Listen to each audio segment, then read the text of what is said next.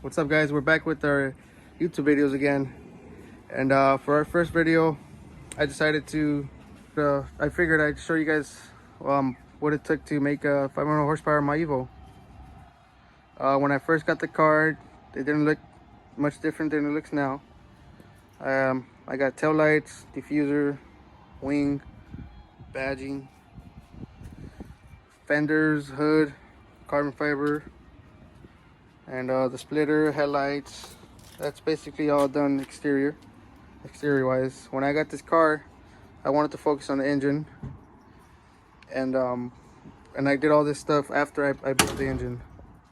The engine, like I said, it was making 500 horsepower to the wheel, and we'll just get right to it. I'll show you guys what I got under the hood. Yeah. So it doesn't look like much, but it's pretty simple, straightforward. To begin with, I got the MAP Performance intake 3.5 inlet.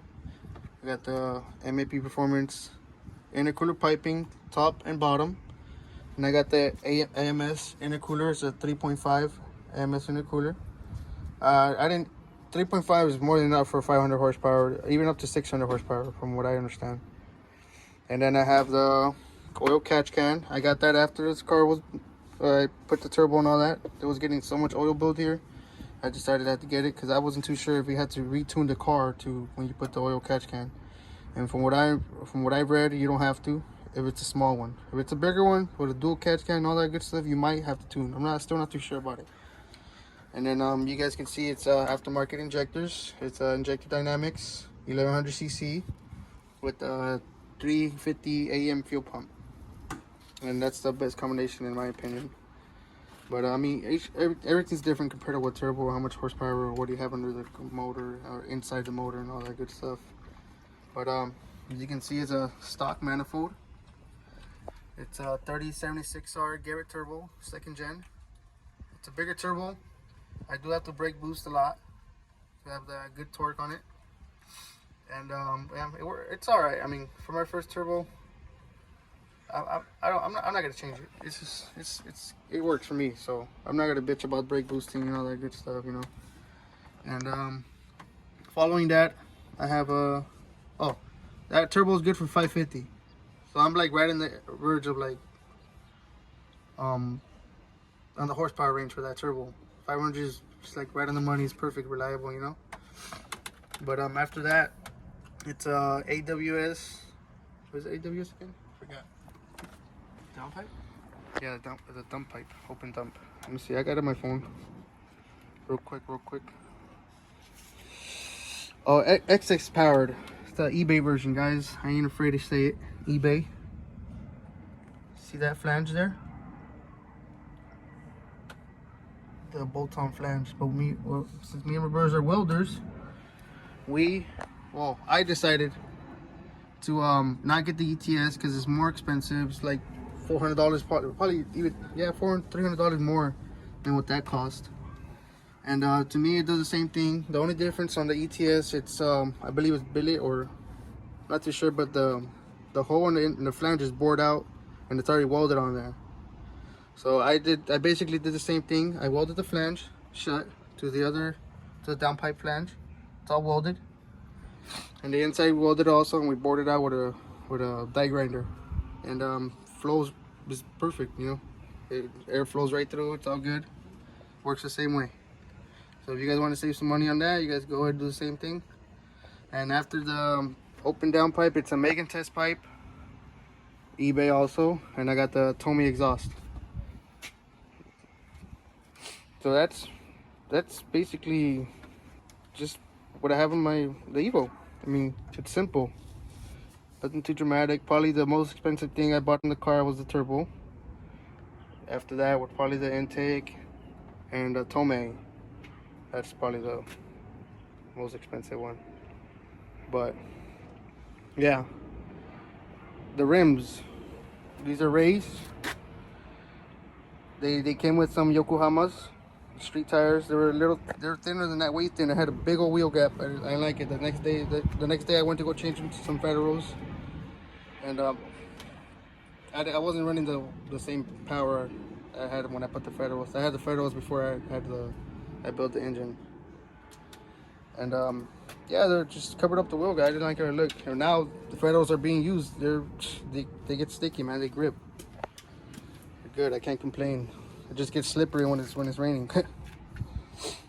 And yeah, I mean, that's basically it on the build.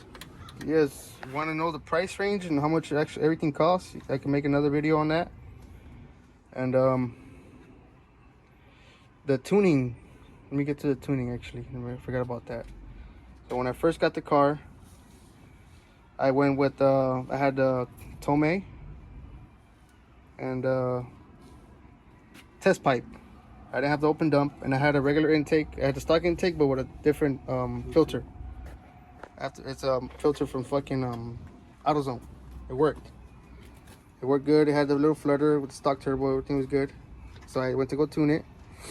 They told me I was gonna make 300 horsepower, wheel horsepower. I didn't. That was a lie. I only made about 280 wheel. So I think all that was bullshit. I was mad. But then after that was my first tune. After that, that's when I decided to get a bigger turbo, change everything else I already mentioned, and went with KT motoring. I don't know if I mentioned it, but I went with KT motoring, and I went again. I figured I was gonna make, you know, way more horsepower now, and then turns out I only made about 350 wheel horsepower. That's to the wheel, with the upgraded turbo, open dump, the intake, the intercooler, all that stuff. So I don't know if they were conservative with the tune, but I didn't like it. It just didn't make any sense to me. And yes, I had it on flex fuel. I had it on E85. I had all that stuff. So I don't know what happened. They probably didn't take me serious. They probably didn't take the car serious, or they just wanted to get me out of there. But they were. I'm not gonna bash them. They're cool people, but I wasn't happy with the results. So I ended up going with Integrity Tuning. They I mean, that guy, he's a street tuner. I was recommended by him by other guys. He tunes Subarus and Evos, and yeah, he woke up that turbo, man. He changed it up. Dramatic change from 300 something horsepower to 500 wheel horsepower to the wheel. Everything ran perfectly. Everything was good. So since he tuned my car, I mean, it's running a little rich right now, but I'd rather run rich than mean. The car it is actually on stock fan, stock radiator, so I might change that for cooling. That's the only thing I haven't changed. I can't complain about the heat. Changing the hood does make a dramatic difference. The car doesn't feel as hot, it runs better. You guys know turbo cars, when the weather changes, it's this whole different car when it's hot compared to when it's cold. When in the morning, when I drive this thing's a monster, and the day is just a beast. Yeah, and if you guys want to know, we did all the work ourselves. My brother's help, and my cousin helped me too, Kevin. You guys probably see him in future videos. He's not here right now, he's in Utah. But yeah, we did this all ourselves. This was all, other than the tuning, all this stuff was done by us. Fender, good, that's all that easy stuff. I can't say I had any trouble putting anything on, other than the turbo, one little bolt. But other than that, this thing is not hard to work on. They're easy. You just got to be mechanically inclined, and you'll be smooth sailing. But everything was straightforward, to be honest. And yeah, I don't know if I mentioned, but I do have upgraded fuel lines. That's something I recommend you do, because the E85 is not forgiving when the car sits. But yeah, stuff like I was saying, the tuning, ever since that guy tuned it, it's been running fine. I mean, I can't complain. It's good. But future plans for this thing, I do want to put some cams on it. I don't know if I want to build the internals, like the pistons and valves and spring and all that stuff, because I don't know, it just seems like too much for where we live. You know, you don't want to get too much attention. But I say that having an open dump, but it's not as loud as you guys think yet. It's only when you step on it. But yeah, that's gonna be the future plans for this thing. and cams. And oh, the exterior, I'm gonna change the exterior. These fenders are gone. I'm gonna get rid of them. And trunk, hood. Oh, we're gonna wrap this thing. This thing's gonna get wrapped. And yeah, I mean, hope you guys enjoyed the video. There's gonna be plenty more coming out. And we've been off this thing for a while, so we're gonna get back to it.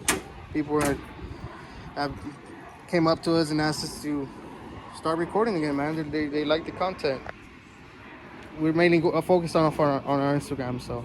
But this is my other car. This is gonna be another build series. We're probably gonna start off with this one. I'll get more into that when I start recording again. But I'll talk about this in another video. You guys just wait on it. And then we have my brother's Pontiac. This thing has slicks. They're not there for no reason. They got a reason for that. This thing's a monster. So that's another video too. We got a lot of plans for this thing. I'm just happy this guy didn't sell it. This thing's yeah, this thing's crazy, bro. It's scary. The torque this thing has is amazing. But yeah, so yeah, I hope you guys enjoyed. This is the Evo. And yeah, this thing's gonna change exterior wise. It's coming off. Yeah, if you guys want to see videos of this car running, you guys know what I mean by that. I've beaten the C7 Grand Sports, the Scat Packs, your typical 500 horsepower muscle cars, your Mustang GTs, your fucking Infinities, BMWs. Those cars are getting fat. They're getting really fast. The G8s, the SSs. So yeah, I have videos of those. Subarus. I'm not gonna bash none of those cars because yeah, you gotta respect all those cars. They all do their thing, you know. But this thing boogies, you guys can see in future videos. Yeah, like I was saying, this thing runs, man. I'm not gonna be bashing on other people's cars. So respect to everybody who races, who even races. So, but alright, so this is the Evo, and hope you guys enjoyed the video, and I'll see you guys on the next one.